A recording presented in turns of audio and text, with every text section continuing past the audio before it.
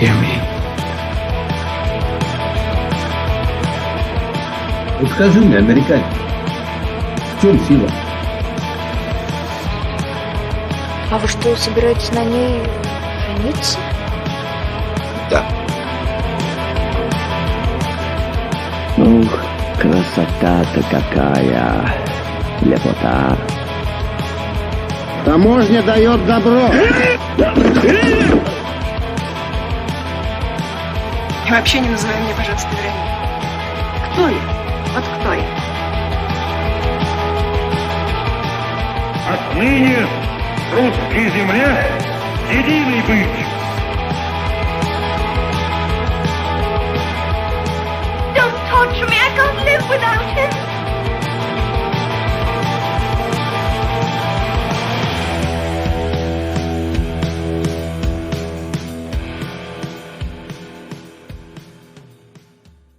Hi, my name's Ali, and this is the Russophiles Unite podcast, where we watch Russian films and films with a Russian connection. As always, I'm joined by a guest, and today, once again, I am joined by the delightful Lyn Seren. Hi, Lyn. Hello, can't get rid of me at the moment, sorry. Well, I may choose to release these out of sequence. Oh, that's probably a good idea. It will seem like people got a healthy rest from your dulcet tones. So, as you'll be aware from that intro, Lyn's a regular around these parts, but for folks just joining us for this first episode, this is just where you've landed. Lyn, could you tell us a little bit about yourself? You knew this was coming. I just always assume because I've done this before that it will be like, everyone knows now, it's fine. Yeah. I've known you for a long time. You've known me like... It just makes me feel so old. Yeah, like over... At least over half my life. I think I was like 13 or 14. Yeah, it's got to be around that. So... Yeah. Good and now 20 I'm years. 30 mumble. So yeah, we've done this a bit. It's nice. Mm-hmm. It's a good excuse to see you. Yes. In these, yeah. By the time this goes out, who knows what the global situation Everything will be great by then, I guess. Maybe. I admire your optimism. I really hope no one's listening to this thinking like, "Oh yeah, didn't see whatever has happened coming." Yeah, those were the good old days of May. But yeah, so about yourself, Lyn. Yes. What about me? I don't have anything interesting to say, really. Oh, come on. There are lots of interesting things. I like watching films sometimes, but I'm not a film expert. Neither am I, so, you're in good company. Or a Russian expert. I don't know my academic qualifications. I think it was about a third of my history at A-level was on the Russian Revolution, I guess. That's it. That's more Russian history than I've done in a formal context, so... Yeah, but I'm sure you picked up a lot more when you lived in Moscow. Well, and latterly I've been listening to a lot of... goodness knows he doesn't need the plugging, but Mike Duncan's Revolutions is very good. Oh yeah, I've only listened to the first series, but I did enjoy it. Because it was on the English Civil War, wasn't it? Yes. A period of history that I find particularly interesting. Yeah, it doesn't get covered all that much because we're so fricking Tudors and Victorians obsessed. So fricking royalty obsessed. Ugh. Long live the Republic. Yeah, well, I mean, it wasn't a great republic as republics go, but... That's true. Nice try. Well, I think they called it the Commonwealth, didn't they? They did, yes. They did call it the Commonwealth. Yeah, talking of books and things that probably don't need plugging, but The World Turned Upside Down is a book about a lot of radicals during the lead up to and the Civil War, and it's really great. Yeah, it's a lot of people whose groups and names are different verbs, like the Diggers and the Quakers and... The Ranters and the Levelers. Yes, and the Levelers, of course, yeah. A friend of mine at uni was very much into, like... I don't know if they're still around. It's kind of like... I guess, like, eco-anarcho-punk band called the Levelers. Oh, yeah. That's probably totally the wrong... nomenclature for them, but they were punky. Yeah, I think of them as like sort of like folk punk. But I don't know whether Yeah. that's very accurate either. Sorry, Levelers fans. So would that be abbreviated to funk? Oh wait, that's already a thing. Can't It's have a different that. thing. Can't have that as a portmanteau. No, Nilsia, not allowed. Dropped in a Russian word there. It means it is forbidden or it is not allowed. But anyway, Nilsia, useful. That is useful. It's extremely useful. I forget the exact grammar, but it can also mean something is impossible, and you use one kind of verb. Anyway, no one cares. I'm not even going to try and dredge that up. But yes, so on this podcast, we talk about, as I said in the intro, wow, this is going so well. It's fine. What do we talk about? What do we talk about? The English Civil War. English Civil War. False advertising. Because we just, we just figured that a podcast about Russian films would be such a draw that would get people in That's right. and listening, and then we kind of slap them upside the head with some surprise English Civil War. Yeah, we can talk about priest holes. That was a thing, wasn't it? It was, but that's more of a Elizabethan thing. Okay. So that is quite a few decades before. But I mean, they're probably still around in people's stately houses. Ugh, religious persecution, eh? What's that about? This is like a very, very bad comedy routine. Yeah. Yeah, that rich comic seam of the persecution of minorities. Yes, just giving myself fun in the edit room. Yeah, it's okay. Again. Just like to have lots of stuff you can cut out. So, what are we watching this time? You sent me a link. Was did. it yesterday? Just to be like, here is a film. Okay, cool. I'm into it. So the film we're watching today is called. Now you have to promise no sniggering at the back because it is a possibly slightly amusing sounding word in Russian. It's Dilda. Oh yeah, I see why.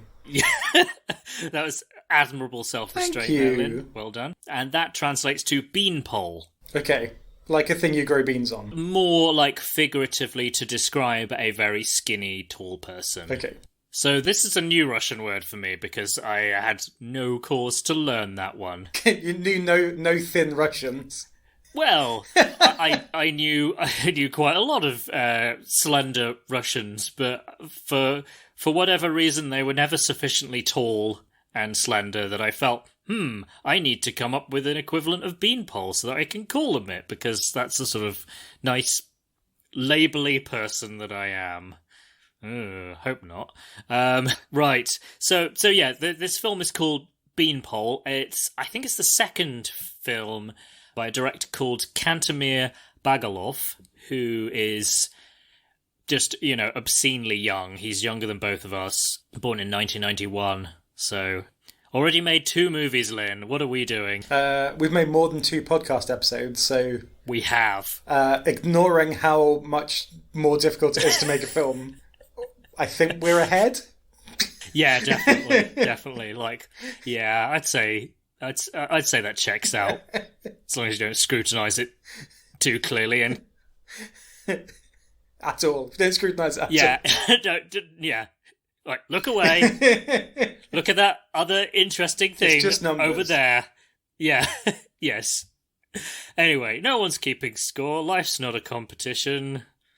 But anyway, he's made 2 films now, and so I'm actually a little bit apprehensive about watching this second one, because the only thing I really know about the first one was that it was quite controversial because he decided to incorporate some actual, like, real life footage from the 1999 Dagestan massacre, where, like, jihadis executed some captured Russian soldiers. So there's, like, some of that footage is in the film. Okay, that is a choice.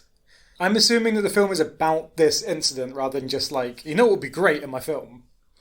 Horrific massacres. Yeah. Yeah. Well, it's set in Nalchik, which is the capital of I may have to do several runs at this. Kabardino-Balkaria. I think I got that right. So, you know how typically we just refer to Russia as Russia, and its official name is the Russian Federation, and we just kind of ignore that because it's like a boring-sounding official name. Well, within the Federation, there are like these sub-units where there's like an ethnic minority that's actually like the majority in that region. So, and you have a big cluster of these in the North Caucasus. Most famous / infamous is Chechnya. But the one I just mentioned, Kabardino-Balkaria. I think I said it the same way. I mean, times. you look quizzical to me, but you know infinitely more about this than I do. So, well, and the listeners don't have the benefit of my supremely confident facial expression. No, that's true. Sorry, just pretend I never mentioned that. Yeah. But yeah, anyway, so it's set in one of these republics, and it's either a next door neighbor of Chechnya and Dagestan, or it's pretty close by. So you kind of had quite a lot of unrest from, I guess, like the late 80s, and then you had the 2 Chechen wars, and then like that part of the world. There's quite often like separatist-y things happening. Like I haven't been following the news very closely, but yeah. So that's very much like in the background of this film. I think it focuses on a Jewish family, but there's like a kidnapping. It's meant to be like super grim, but at one point one of the characters and his friends watch this video of this. So I guess it's one of those kind of super ill-advised things that sometimes teenage boys do to be kind of like edgelordy, like, oh, let's watch something really horrific because that's a good idea.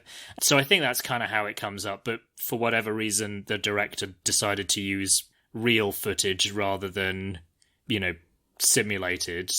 So yeah, like you said, a decision. So knowing that that's something that the director has kind of in his like initial calling card film, I'm kind of like, oh my goodness, what's going to be in this one? And I don't know very much about it whatsoever, other than it's set in the immediate aftermath of the siege of Leningrad in World War II. Okay. So that is modern day St. Petersburg. And if you're a little fuzzy on that bit of your World War II history, the siege of Leningrad was absolutely horrific. Like it was cut off from provisions, and essentially, I think over 1 million people starved to death. Just super horrific stuff. And it's still quite controversial in modern Russia because there's a debate as to what Stalin's government could or couldn't have done to liberate the city earlier. And so there's like a debate over whether there was a certain amount of like not liberating the city sooner, because that was the sort of thing that Stalin was wont to do. And, to be honest, the guy has a pretty established track record of doing horrible things, so it's hard to, put it past him. But anyway, yeah, it's super controversial, and I'm expecting this could be a grim one, folks. Yeah, have you seen the trailer? I have, yes. Did you get a chance to? Yeah, I watched it earlier this evening. To be honest, like from the description on Mubi and the picture they'd chosen to represent it, I was expecting it. I was expecting to be bleaker than it seemed. Not that it seemed like here's a happy-go-lucky fun times film. It seemed like it Rainbows could be and unicorns. Pretty bleak, but maybe not as bleak as I was expecting. I don't know whether that's a matter of like you have limited information, you assume something very extreme, and then you're like, oh, sure, actually, maybe it's not going to be that extreme. Very like, I like the cinematography, at least like very intense, like saturated colours and And I'm wondering whether that's going to be like the palette for the whole thing. I think particularly when it comes to like war, sort of civilians in war, post-war kind of films where, I don't know, I just kind of assume a certain level of like sort of desaturated, kind of like everything's destroyed, everything's like dour. Kind of grey-brown palette. Yeah, lots of like... I mean, obviously, usually there's lots of deprivation in the film, and there may well be a lot of deprivation in this film. But, sure. You know, that's kind of conveyed in the sort of deprivation of colour. Someone give me a film studies degree. It's a very convenient shorthand, but yeah, the trailer didn't look like that at all. No, much more interesting, like enticing, I guess. Like, to be honest, when I first saw it initially, I was like, I do want to watch it because you usually pick interesting films for this podcast, and I like watching them with you. But, yeah, I was like, this looks like I might be a film that you kind of tolerate rather than think it's... But yeah, having seen the trailer, which I suppose is the point of trailers, but I want to watch the film more than I did after just reading the description. Congratulations, trailer company. You made Lyn more excited about the film rather than even less. Yeah, and I watched it with my partner, who I assumed would just be like, no. But then she watched the trailer too, and again, she was like, yeah, okay, give it a go. Interesting. So, we'll see. I don't know whether I'll be able to persuade Carrie, who, you know, regular listeners will know from previous episodes, to watch this one, although it is very much what she describes as, like, my kind of film, i.e. foreign and depressing. Oh yeah, it does look pretty depressing, but kind of impressing in a sort of intense way that might be more interesting than just, like, everyone is sad. I'm trying to remember, like, I watched the trailer, like, only like 3 or 4 days ago, and such is like the haze of, let's say, recent events. But yeah, I don't remember a ton in terms of like specific details. Like the one image that has stayed with me is a chap who has had one of his arms amputated, like standing up on something and like flapping. Oh yeah, his whole arm, and then his both arms. You know, one of which is like partially amputated, like kind of like a bird's wings, and it's kind of like, whoa, that's certainly a striking image. Yeah, the other thing I remember is people talking about wanting to have a baby or something, but it was not clear to me from the trailer who wanted to have a baby and for what reason.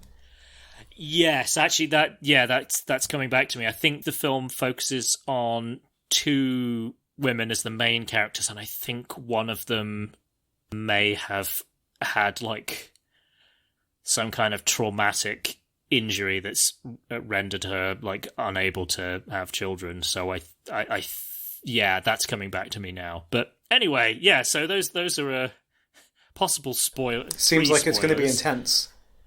Yeah. So I hope, dear listener, we haven't scared you off already, but if you're still with us, we'll do what we normally do at this stage, which is launch into the film. And we have a word of Russian that we like to say. And Lyn, as a veteran of the podcast, you can remind everyone of what that is. Yes. Поехали!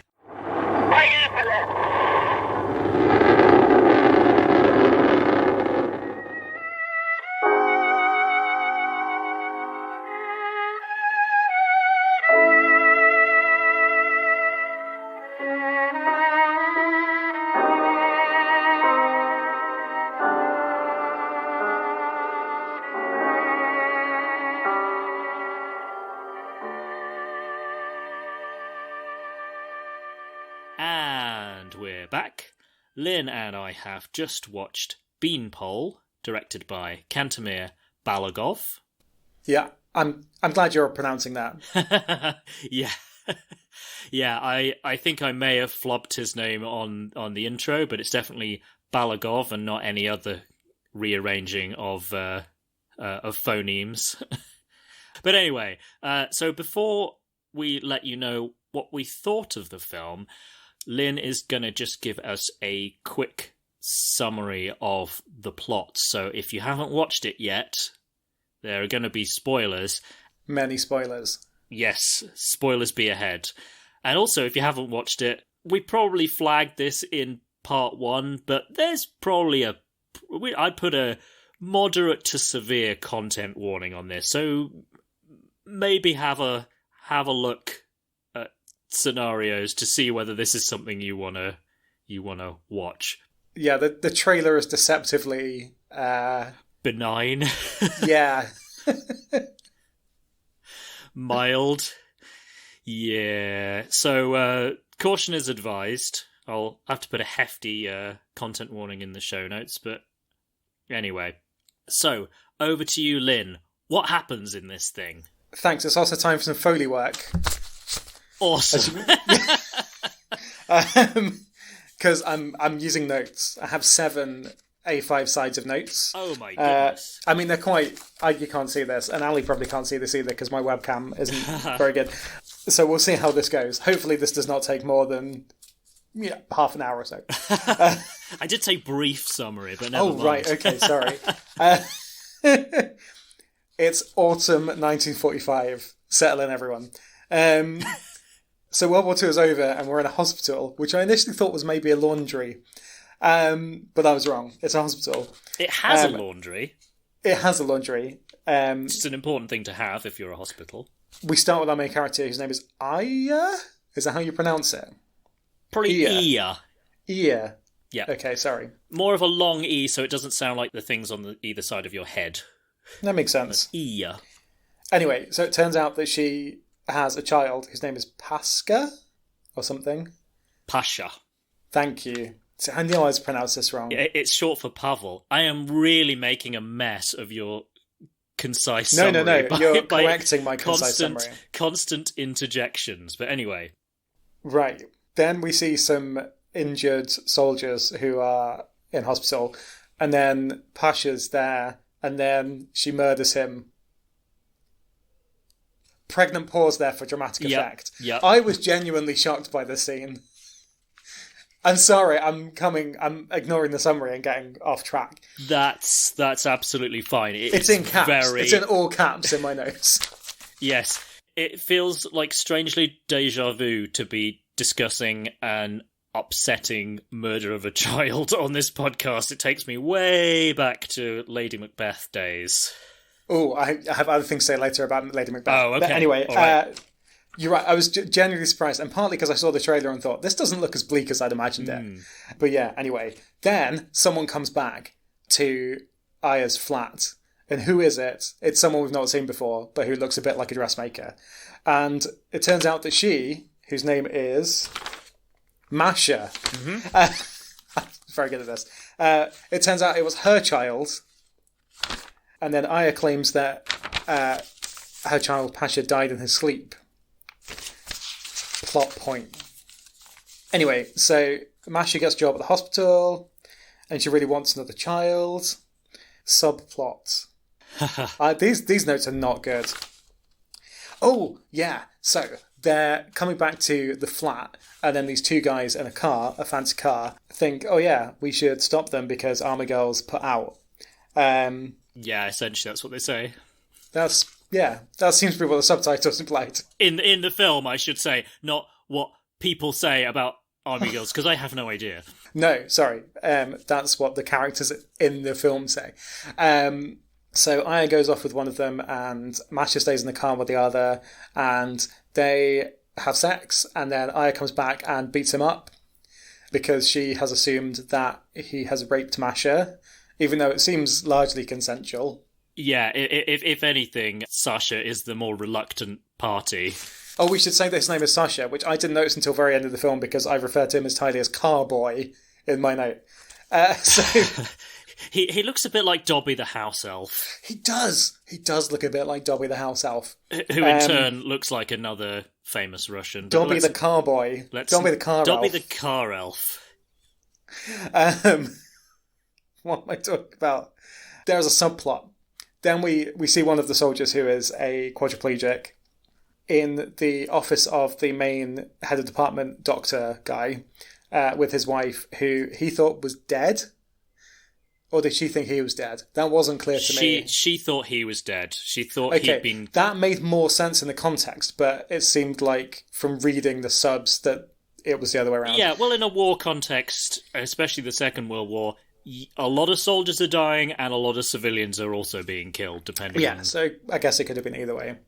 Anyway, so she comes to the hospital, whatever, and then she's like, I have kids at home, like, he can't be a father, he'll just be a burden to everyone.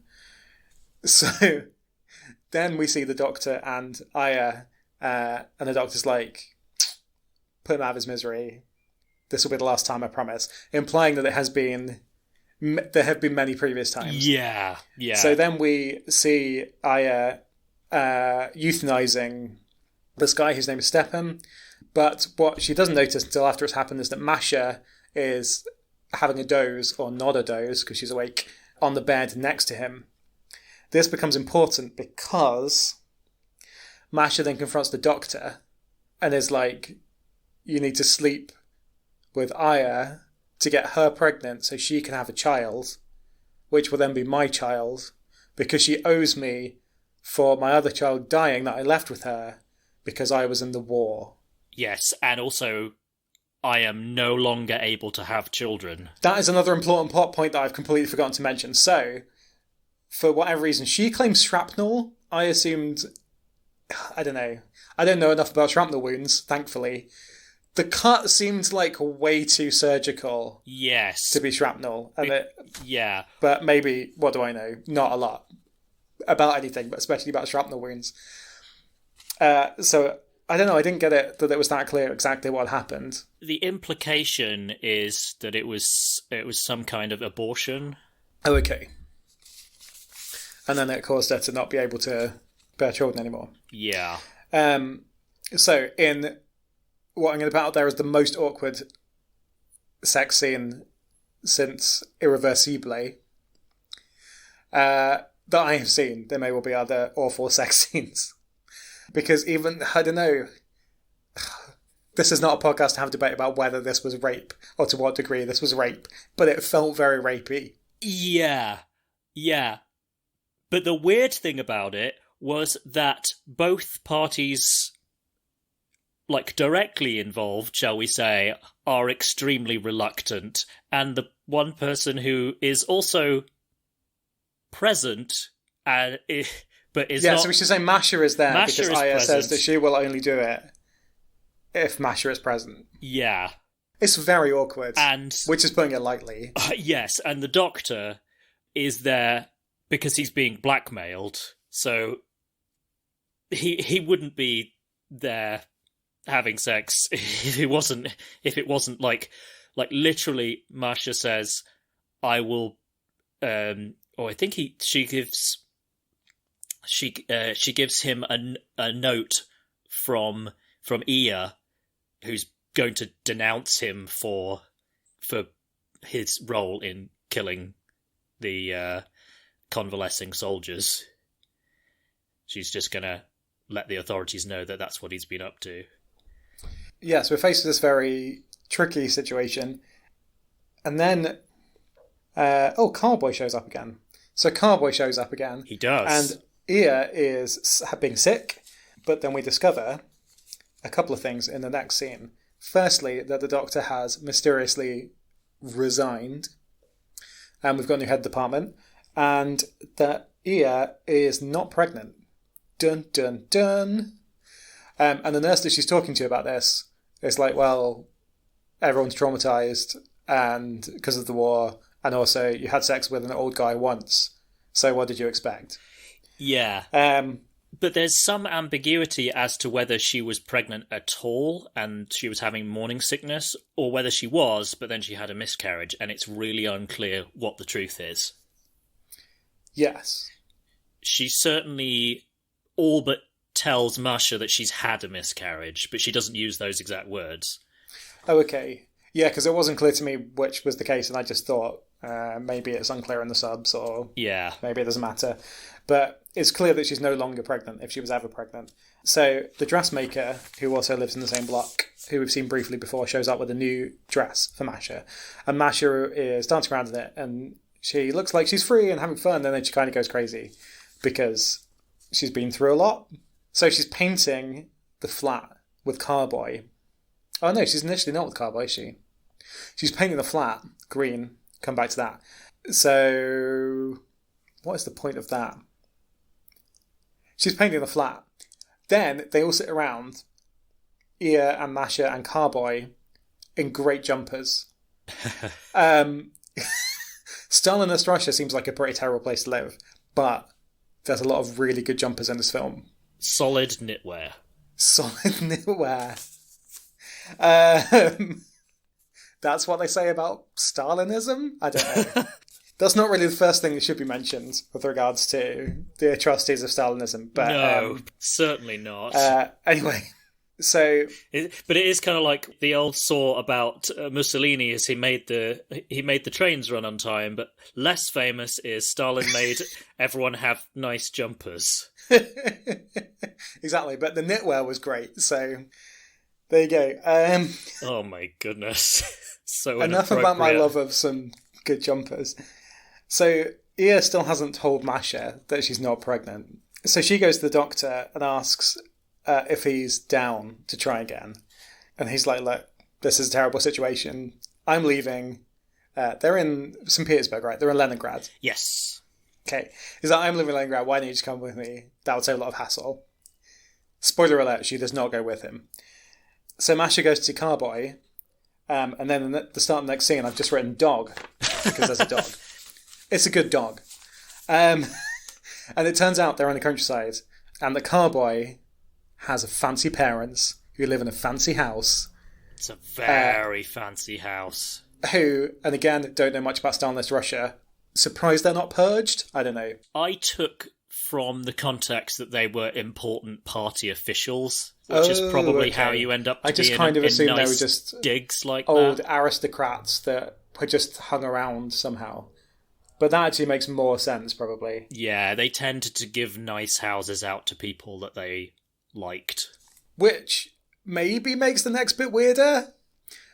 Because his parents are very unimpressed by Masha.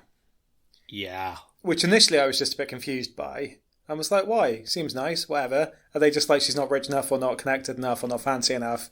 But then they're in a conversation around the dinner table. And the mother starts questioning Masha about her role in the army. And the implication is that she was there in a support capacity rather than being like a rifleman. I don't know much about Soviet ranks. On the front line.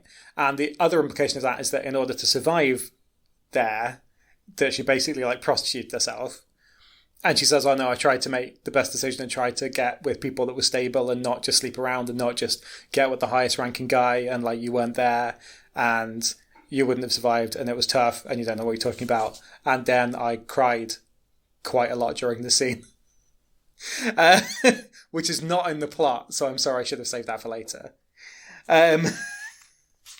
Then she just slags off Carboy, her own son. She's like, you should get out because he's a terrible person who will leave you. Which is ironic because out of the two of them, Sasha, Dobby the car elf, is so horrible. He's a very able actor, is Igor Shirokov, so he doesn't deserve to be just called Dobby the Carboy by I'm me. I'm really sorry. I'm so sorry. He's a talented man, but he is slightly funny to look at. But yeah, out of the two of them, he is way more into the relationship than Masha is. Masha is kind of like just about tolerates him. Yeah, there are moments where she seems like he's all right, but that's maybe not the basis for a long-term relationship if one person thinks they're okay sometimes. Yeah, mainly she's just happy that he's bringing the two of them food in their flat, and then she's kind of more than happy to kind of like shoo him away. Yeah, and Ia seems to like kind of see through this and is like, what are you doing? You don't stop coming around here, like we don't need your food to survive. Yeah. I don't know whether that's true or not, but yeah, Masha seems to be much more willing to say, like, oh, it's fine for you to come around, it's fun, we like seeing you, and by the way, keep bringing your food. Yeah. I'm paraphrasing. Yeah, but she isn't like, come in and hang out. She's mostly like, oh, I guess come in if you must. So then we go back to the city after this awkward conversation, and someone's been hit by a train, and someone describes him as a beanpole, but there's a fake out because it's not Ia. Yes, we should say about Ia, she is the titular beanpole. She is very, very, very tall. Like, I would say, she is probably like about a head and a half taller than most of the male characters. She looks a bit like Tilda Swinton. Yes, but even taller. Yeah, even taller and skinnier. Yeah. So it turns out she wasn't hit by a train. Masha runs back to the flat. And then Ia confesses that she isn't pregnant and so isn't going to be able to have a kid for Masha and didn't work and that kind of thing. And then they cry together and then the film ends. Done. Foley work. Quality summary and quality Foley also. Right. As we foreshadowed, I'm so sorry. And as you will have gathered from this discussion, this was not an easy watch. Not by a long shot. Oh, one more detail I should add in. Ia, our titular Beanpole, also suffers from some kind of, like, catatonic episodes. Yeah, I took it to be, like, PTSD, but... Yeah, I figured it probably was. Because we should mention she was also in the war. She was. She was in the same unit, which is where she met Masha. Yes. Well, this is the thing about the whole... There seems to be a little bit of an unreliable narration thing going on, because the story we hear from the two of them initially is that they were, like, anti-aircraft battery gunners, which is, you know, a pretty common role for men and women to fulfill. And actually, on the Eastern Front, women filled a much broader range of combat roles than women in pretty much any other army involved in World War II. So yeah, that wouldn't be a surprise at all. But as we covered in the plot summary, it's implied that she was essentially, like, conscripted into, like, state-sponsored sex work, which was a thing that happened, to be honest, on quite a few different fronts in World War II. So that's also quite a plausible thing to have happened. But we're not sure which is true, or whether they're both true, or whether neither is true. Who knows? Not me. No. Just to clarify, just in case anyone's expecting that to be the case. And I don't think that the director is particularly, like, interested in necessarily spelling everything out. I think there was a lot of, like, reading between the lines to be done. Now, describing the plot, you could, just from the list of events, it would be quite easy to, like, characterize this director or this scriptwriter as, like, just a bit of an edgelord. I don't know about what you thought. Yeah, I guess just if you thought about if you just thought about the plot, I suppose that's true. And you also sort of take into consideration what we discussed about his previous film and the directorial choices he made with the actual, like, atrocity footage. But I don't know, I feel like that's not giving him enough credit. But yeah, I mean, I can't comment on his previous film, but sure, I definitely agree with you in regards to this film. I think it was much more. It felt like a lot more depth and a lot more, I don't know, nuance or something, and it somehow didn't feel as, like, I don't know. I guess there's things in it that could be considered to be sort of sensational or sensationalist or something. Yeah. But there's very little in it that felt like that. Yeah, that felt like exploitative or. Yeah, I mean, even, like, the really awkward sex scene, I don't know, I felt like a more exploitative, I don't know, would a more exploitative director have not cut away as quickly? Like, it felt like a long time, but I'm not sure it was that long a time. No, but it wasn't like going, oh, look how sexy this is. Ooh, oh, no. Ooh. No, it was very much like, this is horrible. Yeah, very much. And, yeah, the crazy situations didn't seem to play off as zany, particularly. It was like, this is kind of horrible for everyone, and yeah, such a striking film to look at. Yes. Like, I think it may well be, of the films that I've watched with you for this podcast at least, like, the most just beautiful, striking film. Oh wow, even more so than Tarkovsky. Yes, although my TV, because a lot of the colours are so saturated, which I thought was just wonderful to look at, and my TV could not deal with. And, like, particularly, like, the bright reds and the bright greens, like, I think my TV was giving up a bit, and I'd, like, really want to see this in the cinema. Like, under great conditions with a proper, really like decent projector. Because I mean, I don't have an amazing TV, but most stuff we watch is like looks good enough. Sure. But yeah, it was struggling.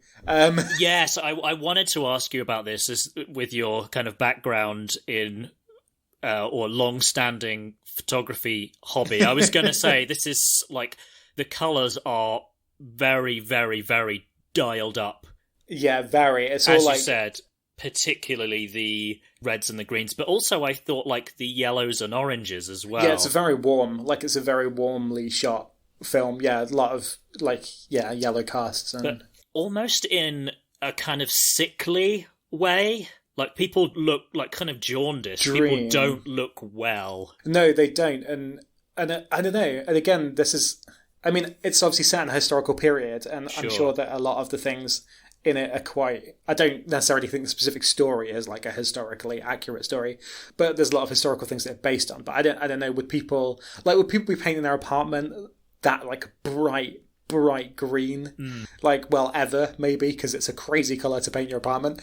It's very dark. It would make it very dark Yeah, indoors. it would. But I mean, like in the kind of days where people can't get food, like they can't get enough food, but you can apparently get like bright clothing and bright paint and like really intense stuff, just really great. And obviously the contrast when they go to Carboy's house and everything, it's snowy and it's like everything is bright and clean. Like the dog is bright white and like the tablecloth is bright white. And I can't remember what his parents are wearing. His dad's in like a white shirt. His mum is, I think, in sort of blue. She's like blue-grey, isn't she? It's much more like toned down, I guess. don't remember what she was wearing, but she does have very striking red hair, which Masha also has. Yeah, because Ia's very blonde, like very She white and very is. blonde, and they're all wearing white capes in the hospital. And Sure. oh, yeah, such a beautiful film. I thought it was a very original colour scheme choice, because normally if you're doing a war film or a kind of aftermath film, the typical thing to do would be like washed out greys and... Yeah, like, very much like what we saw in Russian Youth. Yeah.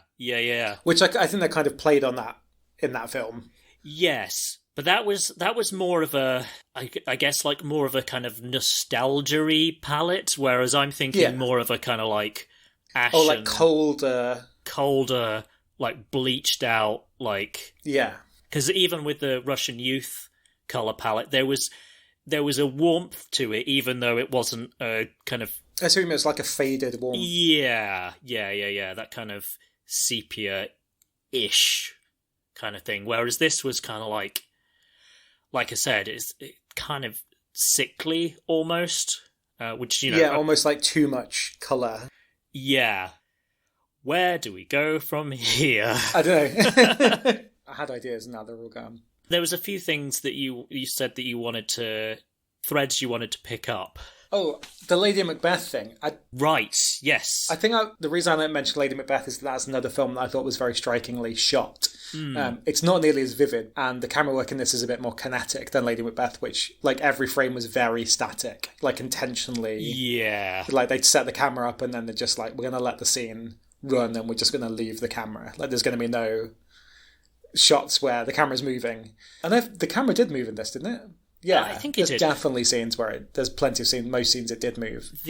Now that you mention it, the other similarity with Lady Macbeth is that film had virtually no score, and I don't think this did either. It had some diegetic music. Yeah, I don't remember much music. Oh, it's making me go crazy now when you're second-guessing yourself, being like, well, there's just the music and I've just forgotten. Yeah, but I don't remember, like, the music kind of cutting in and feeling like, oh, well, this is the music pushing emotional buttons. It was all achieved by what was going on in the scene. And there's a lot of different scenes that will stick with me for various different reasons. But I don't know whether you wanted to go back to the smothering scene. Oh, yeah. I mean, it was shocking, and it was shocking because... I know, it felt shocking because you could almost see it coming, but you couldn't. You know what I mean? It's not explicitly signposted. So the kid, Pasha, thank you, is like playing with Ia. He's being like adorably annoying. Yeah, like he's just climbing on her and like, oh, he's woofing. That's what he's doing. Oh, that's right. He's making dog noises. Yeah, that's right, from the soldiers at the hospital. Yeah, the soldiers in the hospital are playing with him and like teaching him the different animal noises. So in Russian, dogs don't go woof, they go gav gav. So he is going gav gav and climbing on Beanpole. And she seems to be taking this pretty well, and then she seems a bit annoyed, and then kind of what I expected to happen was it feels like they're signposting it to be like, oh, she's going to turn around and hit him or something. Like something that's not pleasant. But then she turns around and she's like, oh, come here, you monkey. And you're like, oh, okay. It's kind of a fake out, like, it's okay. She actually really gets along with him and loves him, and it's great. And then they kind of go to the next room, and then she smothers him to death.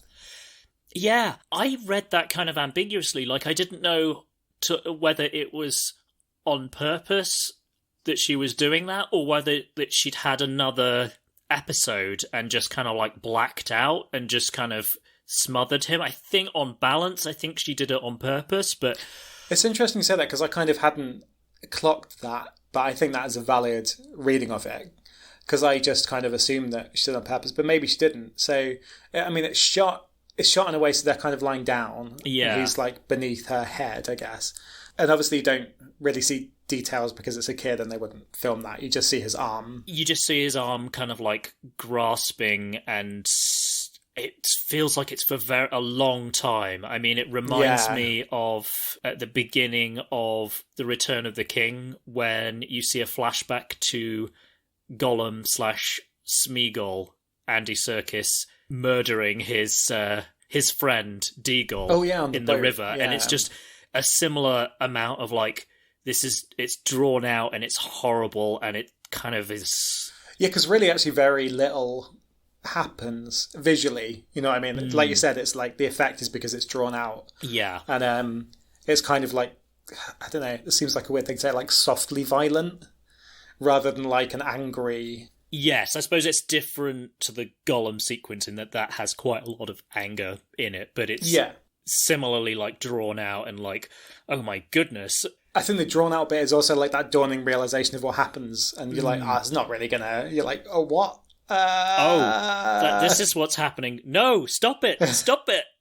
He's just a kid. Because you draw it out, and there's so much space to be like, don't do that. Like, you have time to not do this. It's not a sudden...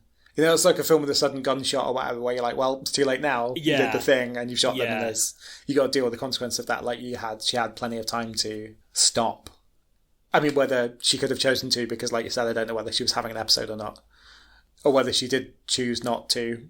I don't know. Yeah. I think the element of ambiguity probably helps the film. Yeah. I mean, it certainly seems like afterwards she doesn't... I don't know, it's hard. She definitely doesn't seem to think it was great. And she never kind of...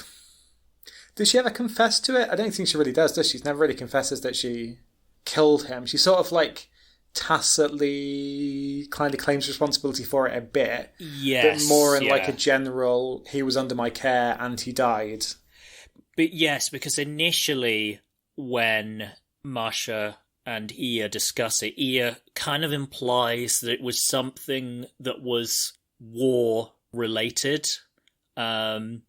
Like, she doesn't go into details, but yeah, the implication is, oh, it was because of the war. That's why he didn't survive, rather than like, well, certainly not that she murdered him or that it was due to negligence. And Masha kind of accepts, yeah, it was horrible. Lots of people died. I don't blame you. Yeah.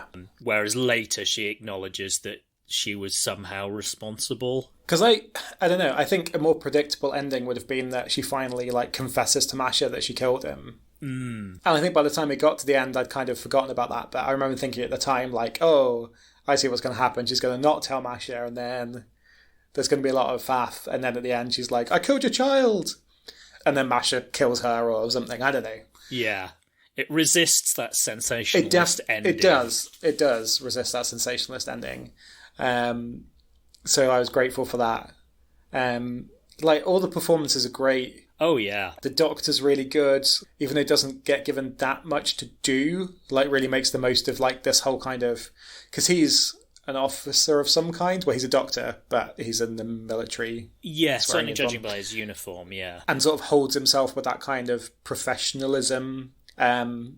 Civilian doctors also have that professionalism of a doctor, regardless of yes, their standing, and that kind of restraint. There's a very, like, kind of boot-clicking, sort of stiff back posture kind of thing that you tend to more associate with the military than with the with medical professions.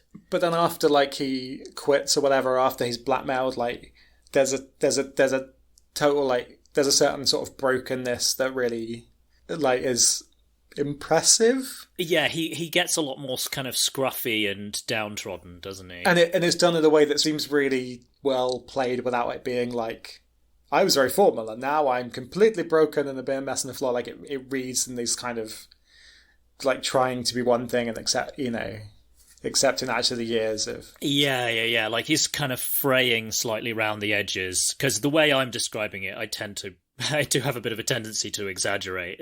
But yeah, it's as you say, it's fairly subtle. Yeah, I mean, it seems silly to go through every actor and say, like, aren't they great? But I can't think of anyone that I really thought was not great. Maybe other Carboy.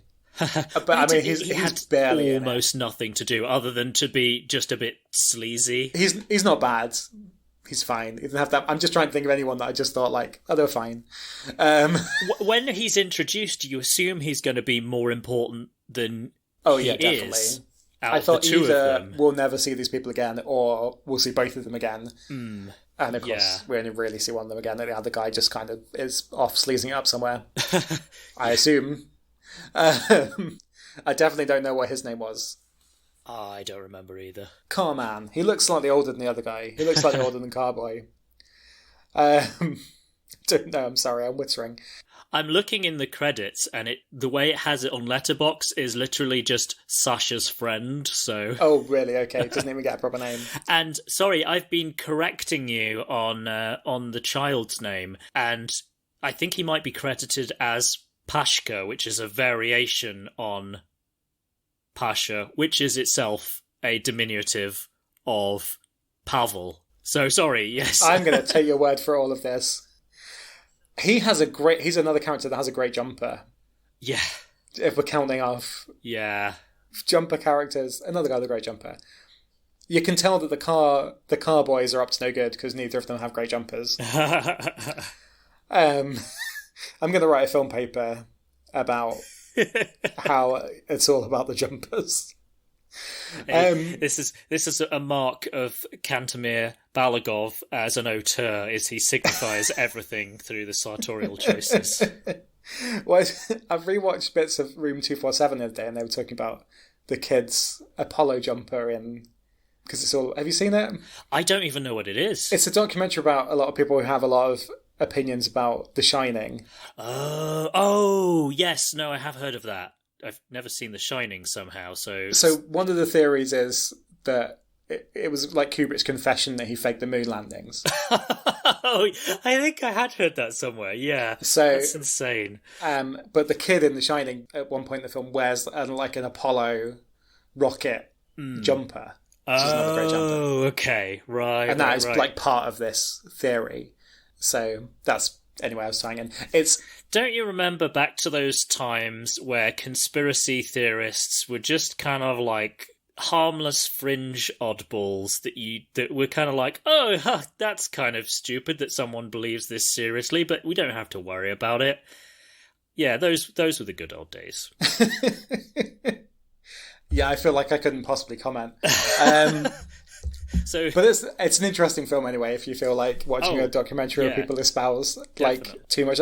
But then there's just odd bits in it where you're like, oh yeah, that does kind of seem to be in it, and then it's confusing. Like there was genuinely a scene where they're like, oh no, Stanley Kubrick like put his face in the clouds in the opening scene. And the first time I saw it, I was like, no, he didn't.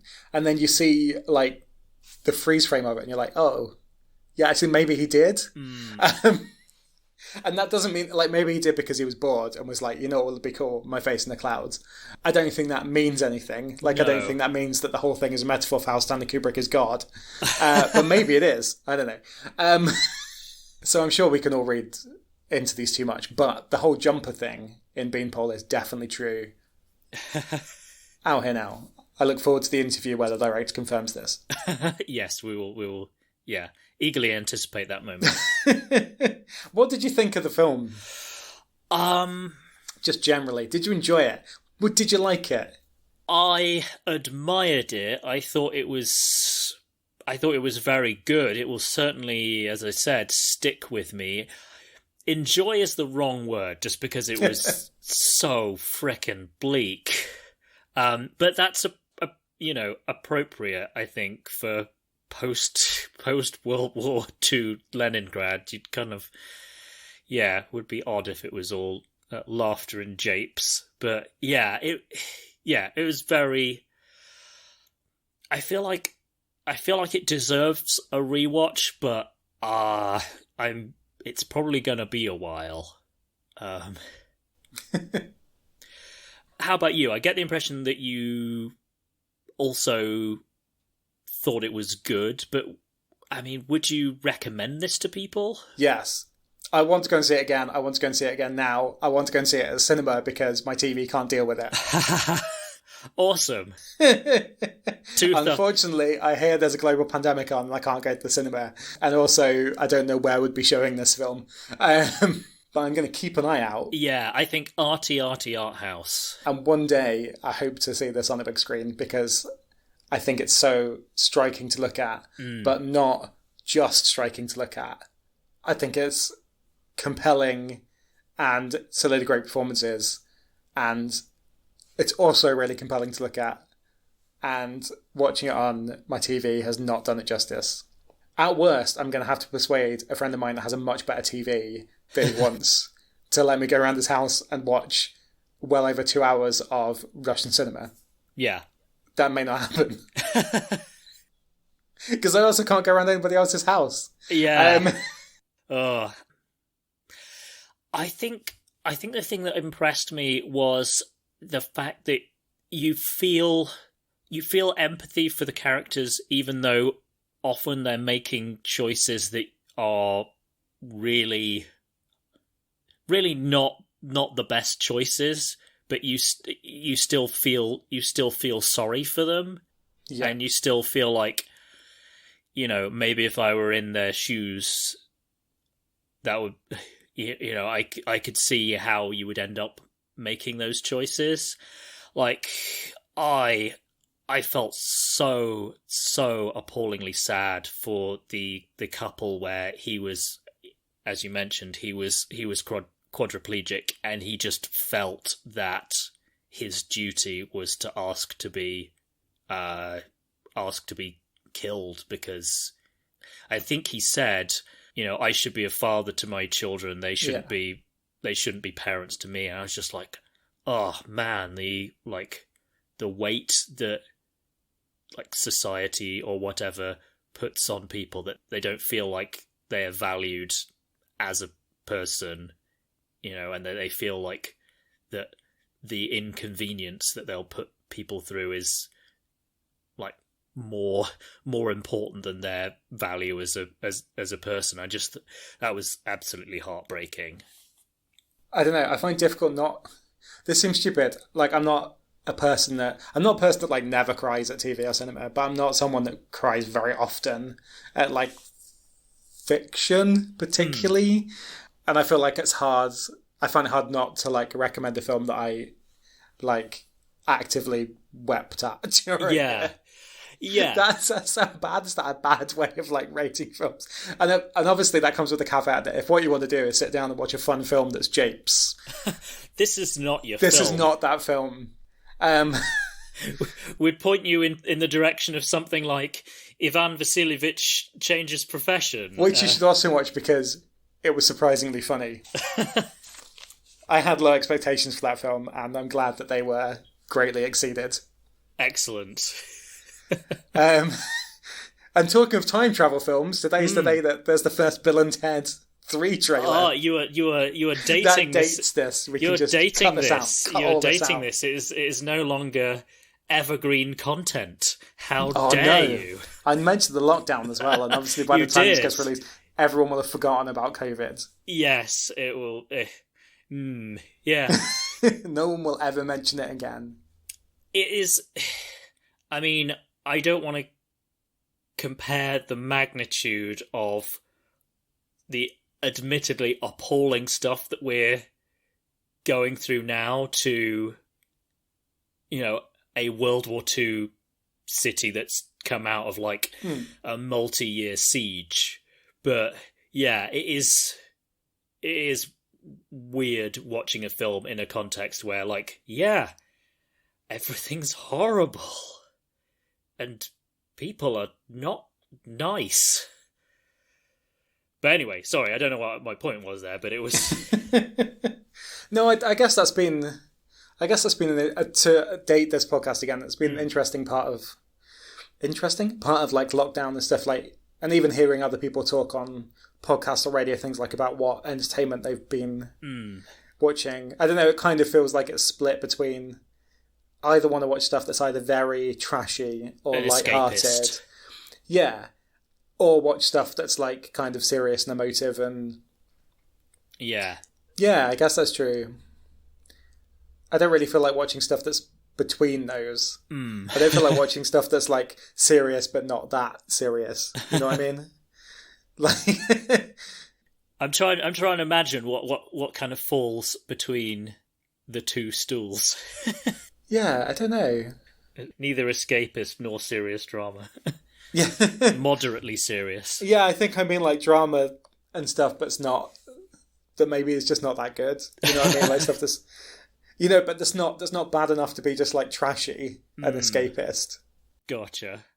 Yeah, it is weird because I certainly like never imagined myself living through something this grave that affected like the whole of society. Yeah, I think it's and so global. I think that's the thing that and seems so shocking everywhere. about it. Because obviously, like, many terrible things have happened in my lifetime, but mostly they've been a long way away, or where they have been closer to home, it's kind of like been something like a terrorist attack where it's It's much more localized. it's a horrible day, and obviously the people who are immediately caught up in it has like lifelong repercussions, and even like throughout society there are ripples. Yeah. But there isn't like the same kind of like ongoing, so the crisis continues and there's no end in sight, which I imagine if you lived through either of the world wars was kind of like, okay, I don't see the light at the end of this tunnel kind of thing. And yeah, this going back to the film, obviously the war is over, but it does feel like I don't know whether in Leningrad there was any euphoria that the war was over, or whether it was just like exhausted relief because of just, how horrific it was there. But by the time we're in the film, if there was any like sense of like joy, there isn't. It's all gone. It's just get through another day kind of thing. Yeah. Like, I mean, you do have like that one, as you mentioned, the moment with Masha where she's dancing and she seems like she's enjoying herself in the moment for a minute, and then it turns into like, it's hard to say what the emotion is she's feeling, but she's clearly losing control. I've killed the conversation. No, it's interesting. And it's interesting because it provides like that backdrop of the war being over and there being food shortages, and obviously a lot of people that have come back physically and mentally scarred by it. Yeah. Like, those are important to the story, but they're not the whole story. And kind of like you were saying about, it doesn't have that like colour palette of just things have been destroyed and it's all cold and grey. I think similarly it doesn't have that like the deprivation, I guess, of the post-war years is not like, it's part of the story, but that's not the plot. Like, they struggle for food or whatever, but the plot is not, oh, we're starving for food and what are we going to do about that? Really? No. Like, it feeds into it, and the context is important to the story. Yeah, but it's not front and center in an obvious way. Exactly. Yeah, I thought I don't know, I think it's the very last line where Masha and Iya are talking, and Masha talks about, like, maybe adopting a child, and that it's going to be both of theirs. Yeah. And that the child will heal them. And you just kind of think, like, wow, what a burden to place, on the next generation, that basically they have to grow up with people who've lived through this horrendous trauma and are bearing those psychological scars. And yeah, how does that kind of echo onto the future? It's just quite a question to leave hanging in the air at the end. I think you're right. And I imagine particularly in situations like that, there's no magical cure. No, not at all.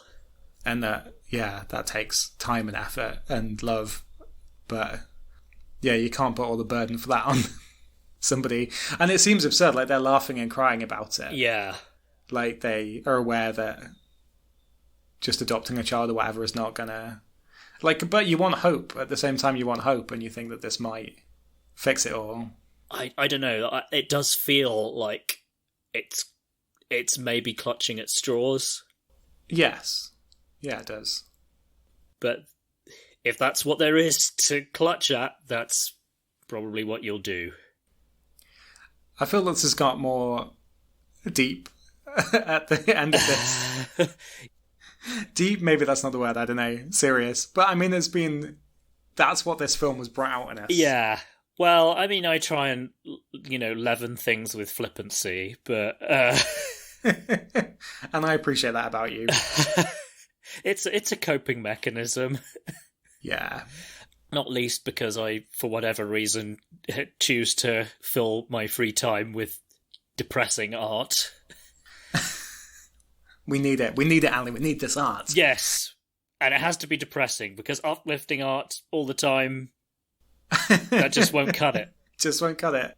Plus, are there any more comedies? Have you covered every comedy? Every Russian comedy has been covered on this podcast now. Yeah. I'm afraid they only made 3. That is an appalling, mean stereotype joke. Dear Russian listeners, I don't believe it for a minute, but you must know that you do have a certain kind of image around the world, let's say. Blame your writers.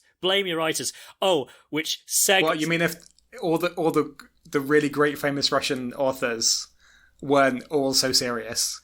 Why so serious? This reputation wouldn't have happened. Sorry, I can't believe I did that. But you're hijacking my brilliant segue to my pretentious thing that I was wondering how I was going to crowbar in, and I had the perfect opportunity, and then it was ripped from my hands. Did you say we're going to watch War and Peace at some point? Because I heard that was uplifting.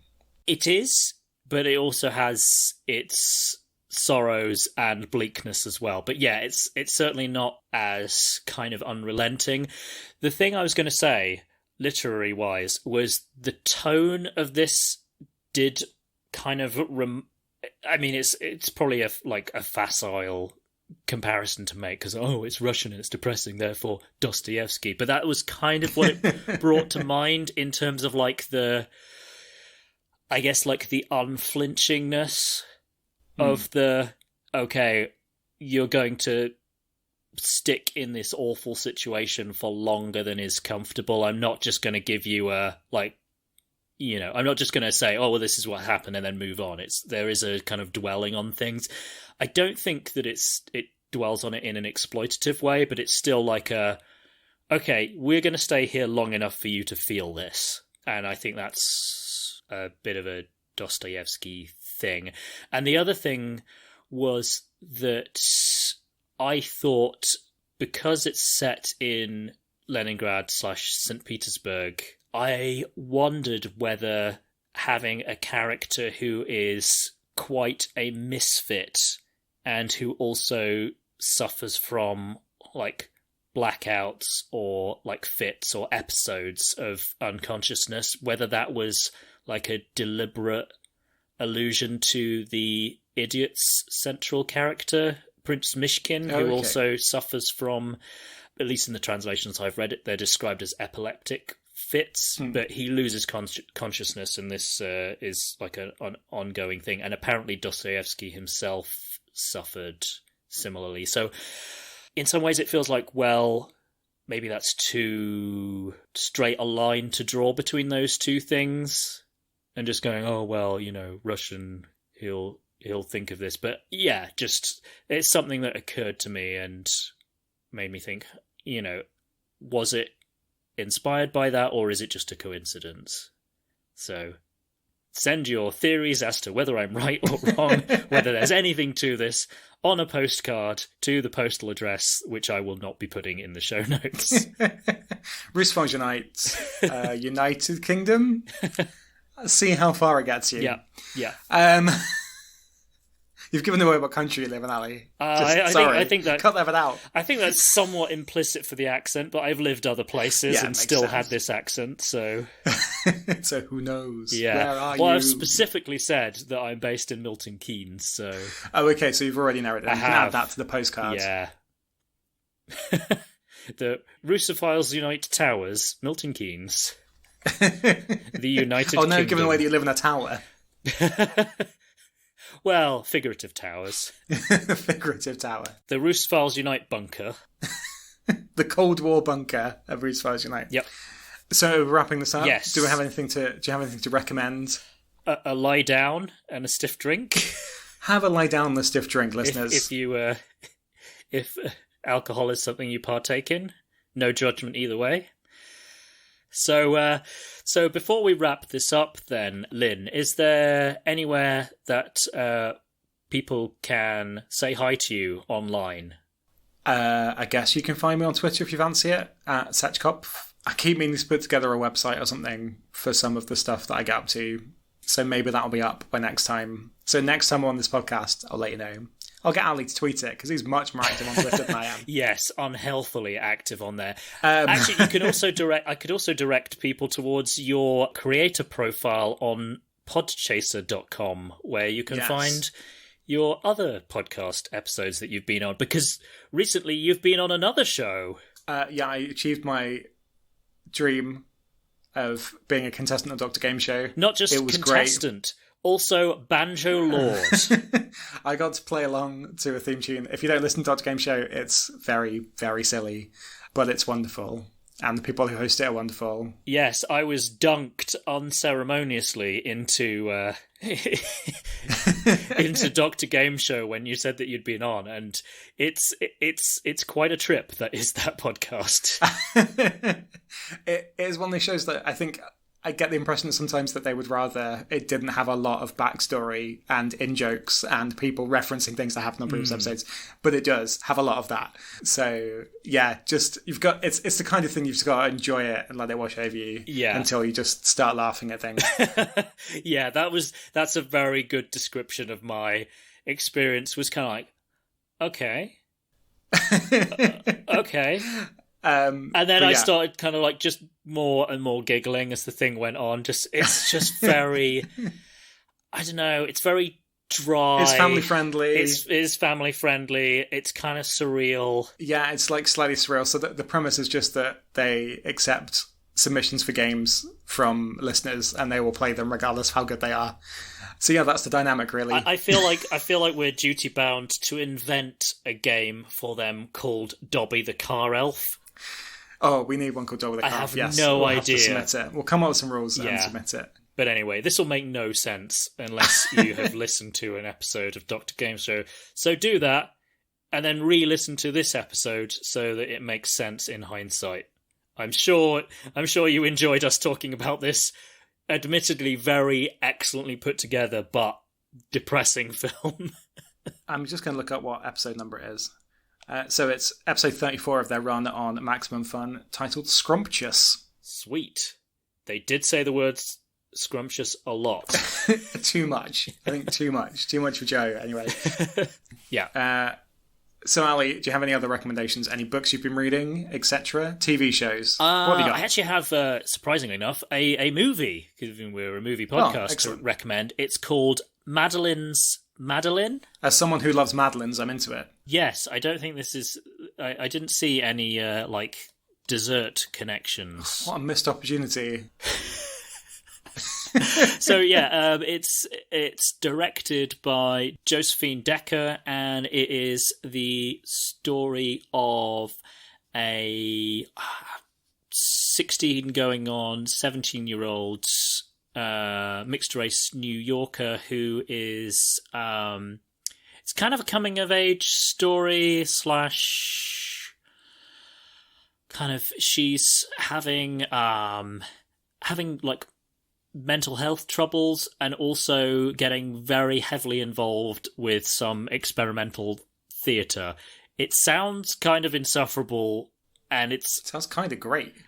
Yeah, well, it's kind of a hard watch, but there's a lot more levity than Beanpole, but it's still definitely not an easy watch overall. There is some super awkward stuff in there. And yeah, probably check out the content warnings, but it's very, very striking visually, and the central performance by Helena Howard is just incredible. It's well acted all around, but yeah, if she isn't like a big star in a few years, it will be very, very sad, because certainly on the basis of this film, she's an incredible actor. So yeah, highly recommended to go and search that one out. All right, I think we've probably said enough for one episode. Cool, thank you. Yeah, thank you, Lyn, for joining me once again. So, and thank you, listeners, and thank you, dear listener, for joining us for this this tough watch.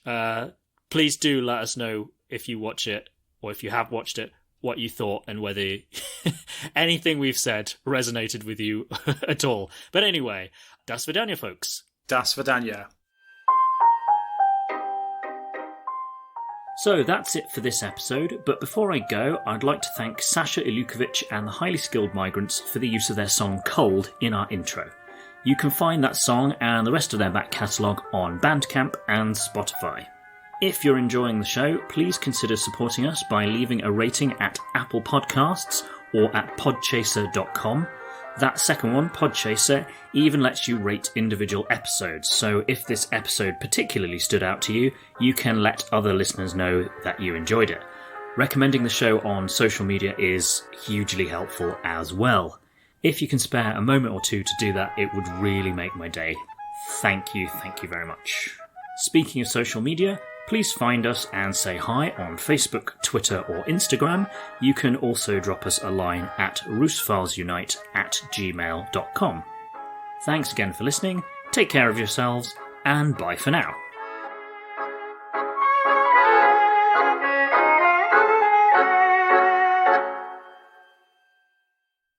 Okay, so a quick message before I go.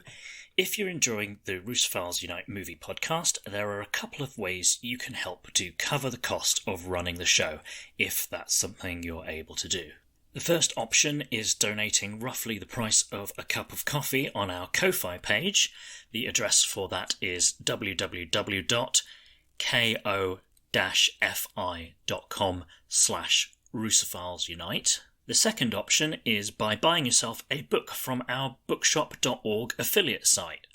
I've pulled together a selection of Russia-related books that I thought looked interesting, and I've divided it up into sections to make it easier to find your way around.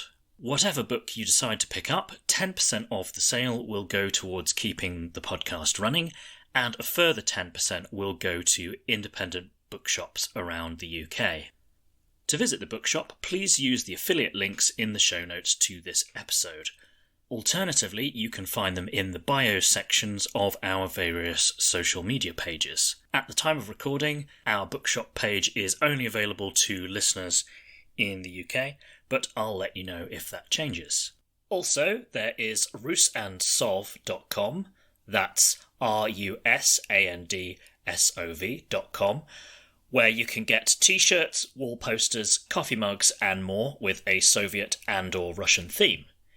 If you use the promo code Russophiles Unite, that's all caps and all one word, at checkout, you'll get 10% off, and they ship locally in the US, EU, and Australia.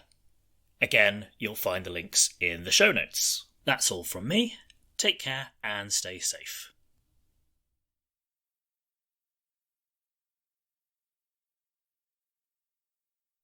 Foley work.